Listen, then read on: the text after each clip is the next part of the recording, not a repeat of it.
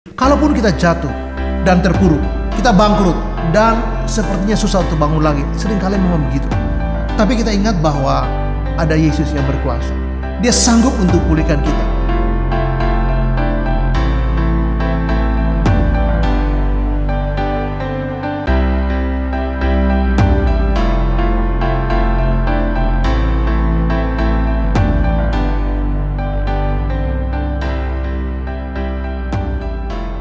Dan batin orang-orang yang bangkrut bagaimana?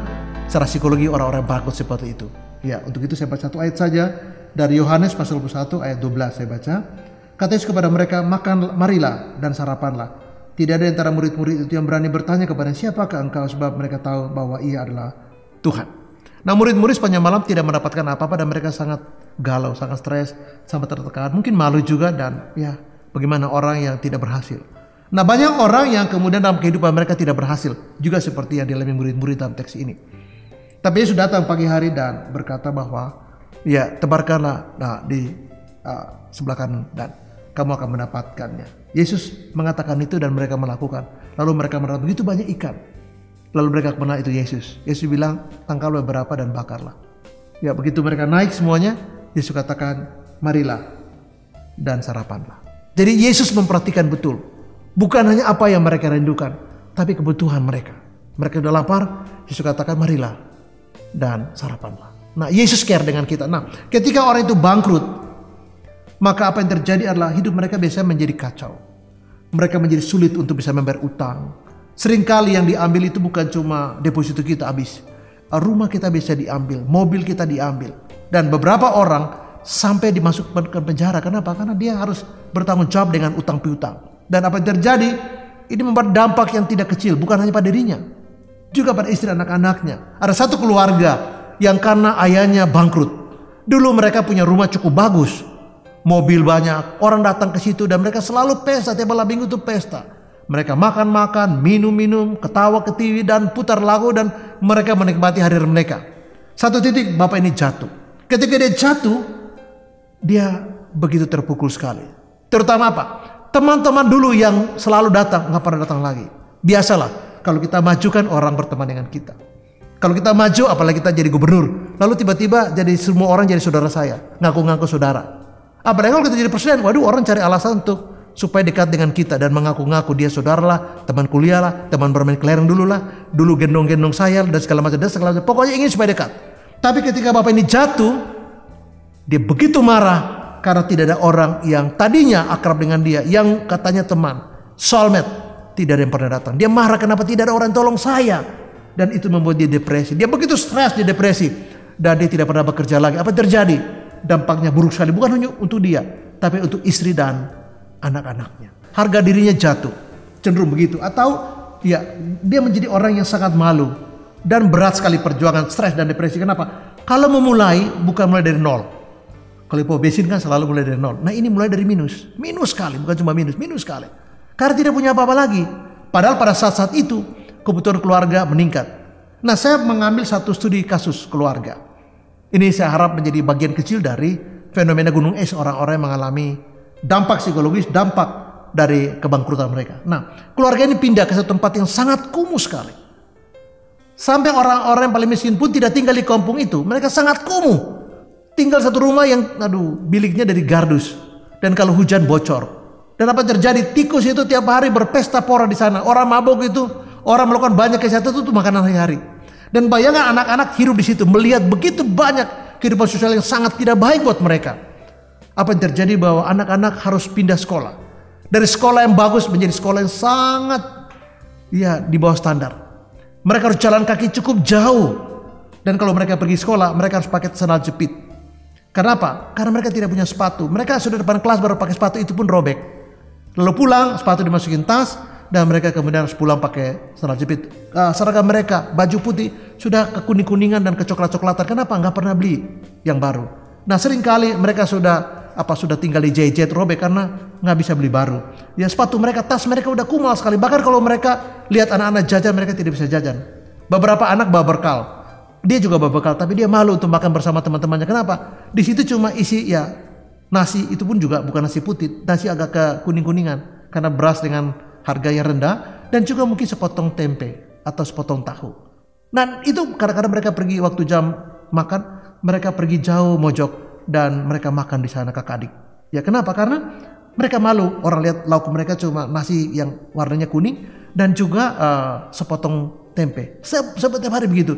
Dan kalau hujan, ya mereka harus berlindung di emperan toko atau di mana karena nggak ada payung. Mereka kadang cuma pakai plastik begitu yang dijahit oleh ibunya, dan kemudian apa yang terjadi? Hari-hari mereka lewati seperti itu. Ya sepatu mereka, tas mereka, kos kakinya udah kumal dan robek, sepatu juga robek, dan mereka harus berjuang.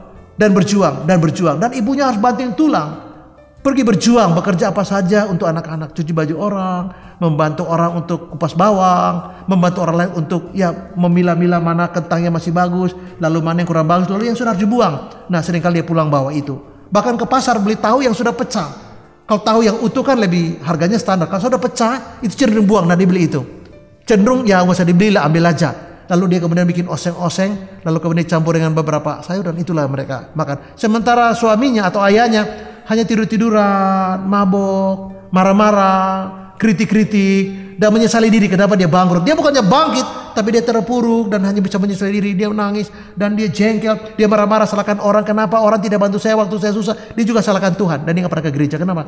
Karena dia rasa bahwa Tuhan tidak berpihak kepada dia. Apa yang terjadi? Bahwa keluarga ini terpuruk sekali, tapi ibunya berjuang dan banting tulang sampai anak-anaknya bisa kemudian kuliah dan jadi sarjana. Saya ingin berbicara kepada banyak orang yang barangkali sedang mengalami krisis seperti ini. Iman kita adalah dasar pengharapan kita. Nah sesulit apapun juga, iman kita jangan sampai hancur.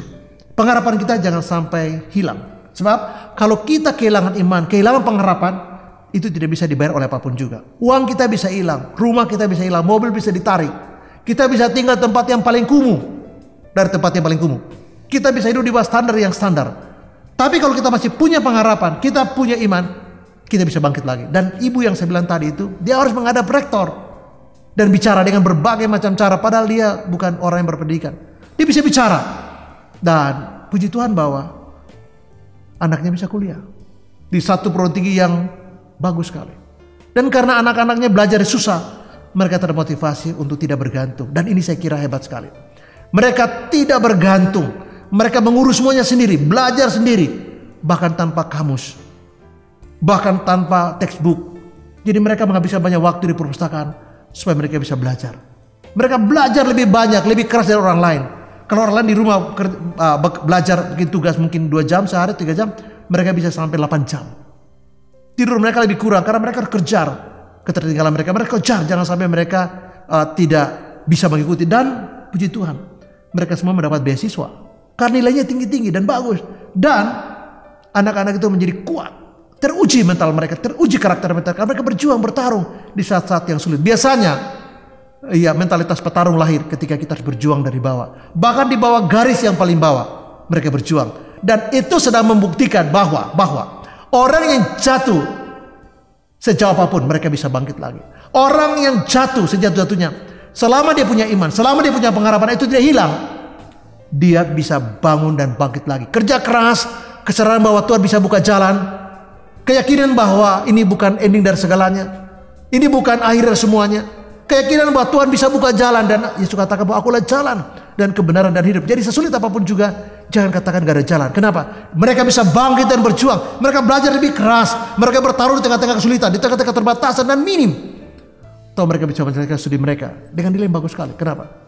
Karena kesusahan mereka, kejatuhan ayah mereka tidak melumpuhkan mereka, tidak mematikan semangat mereka, malah membakar semangat untuk mereka berjuang.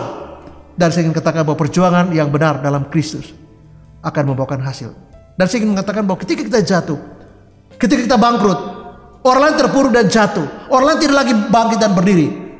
Ketika kita masih punya pengharapan dan iman, kita punya iman, kita punya pengharapan, kita bangkit lagi seperti Ayub. Dia bangkit lagi dan Tuhan memberkati Ayub 2 kali lipat dari kehidupan yang sebelumnya. Mengapa? Karena Tuhan ada dan masalah tidak lebih besar daripada diri kita, apalagi daripada Tuhan. Tuhan bisa berjalan keluar dan kita bisa bangkit dari segala bentuk kejatuhan dan keterpurukan kita. Hal yang terakhir saya mengatakan bahwa Tuhan Yesus berkuasa dan tidak satupun yang mustahil bagi Dia.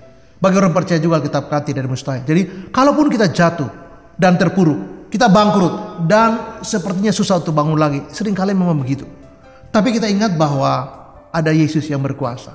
Dia sanggup untuk pulihkan kita. Bahkan di saat yang paling tidak masuk akal. Sesuatu yang kelihatan begitu mustahil menurut kita. Alkitab katakan bahwa bagi Tuhan tidak ada yang mustahil. Bagi orang percaya tidak ada yang mustahil. Bagi anak Tuhan yang percaya pada Yesus, sekalipun kita jatuh, sekalipun kita tidak seperti manusia, tidak bisa lagi bangkit lagi seperti Ayub.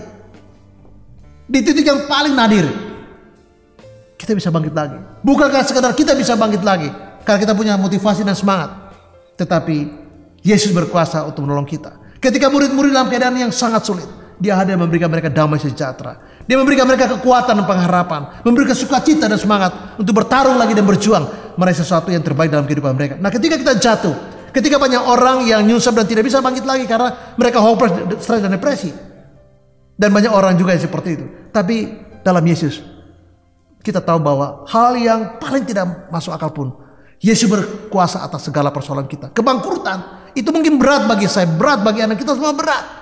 Itu mimpi buruk bagi kita. Itu mungkin terburuk dalam kehidupan kita. Kita sudah melakukan banyak hal, investasi kita sudah hebat sekali, nama kita terkenal sekali, populer sekali. Kita melakukan banyak hal. Tiba-tiba kita jatuh dan tergeletak. Tapi saya ingin mengatakan bahwa kita akan bangun lagi. Alkitab katakan orang benar jatuh, 7 kali mereka jatuh, mereka bangun lagi. Sebab Tuhan menopang mereka. Ada janji Tuhan buat pemulihan mereka. Ada kuasa Tuhan yang melalui masalah mereka. Ada mujizat Tuhan yang bisa terjadi. Dan dalam situasi itu, mari kita belajar sedikit dari kegagalan kita. Barangkali kita telah salah untuk memanajemen mungkin keuangan. Mungkin kehidupan kita agak berfoya-foya sedikit. Mungkin kita sangat boros dan shopping di mana-mana. Mungkin harga diri kita naik dan itu tidak tepat. Kita berharga bukan kita pakai barang bermerek, barang yang branded, barang yang mahal sekali. Tapi harga diri kita bermakna karena kita tahu bahwa Tuhan Yesus mengasihi kita. Nah, mari bangkit. Kita evaluasi diri. Kita belajar sedikit barangkali. Ini yang harus kita koreksi, itu barangkali kita harus tinggalin. Ini tidak boleh lagi. Nah, ini harus saya kembangkan. Nah, ketika kita mulai evaluasi diri dan komitmen untuk berjuang lagi, percayalah, perjuangan kita dalam Tuhan tidak akan sia-sia. Kenapa? Itu janji Tuhan. Alkitab katakan bahwa supaya jerih payamu dalam Tuhan tidaklah sia-sia. Dan saya percaya itu. Seperti yang Paulus ungkap kepada jemaat Tuhan di Korintus, bahwa jerih payamu dalam Tuhan tidak sia-sia. Kalau kita berjuang, kita belajar, kita koreksi diri, kita tahu bahwa di tengah-tengah kemustahilan manusia, tidak mustahil bagi Allah. Dan itu janji Tuhan kepada kita. Alkitab katakan bahwa sebab bagi Tuhan tidak ada mustahil. Bagi orang percaya pun itu bukan hal yang mustahil. Kenapa?